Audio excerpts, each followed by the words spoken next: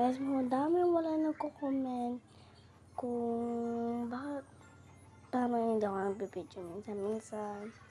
Sa totoo lang guys, kasi may may invited kami sa Bible study. Ayan, hindi ako.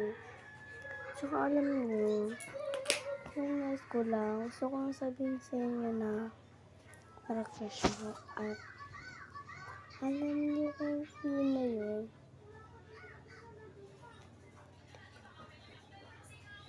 Narinig niya.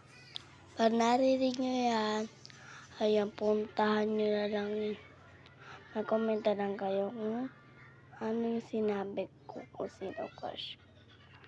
Di po lagi kasi siyang nakatabi sa iba.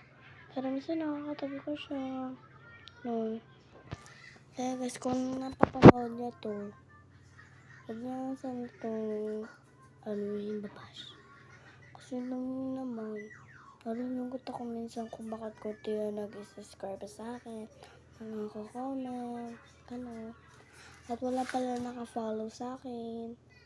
Sa mga nagtatanong dyan kung meron pang gusto na follow sa akin o hindi, appreciate ko pa naman po din mga konting binibigyan niyo pong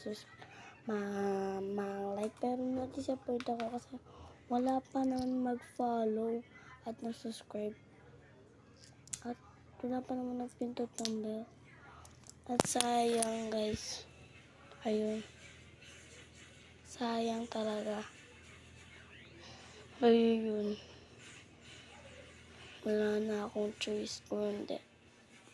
Sa susunod, pag wala na subscribe at nag-comment at nag-like, hindi na ako magbibideo dahil masakit na yung ginawa sa akin. Hindi naman sa pero concerned lang ako mo sa inyo. Pero kasi nakita niyo isang video ko na parang iligay ko 2023.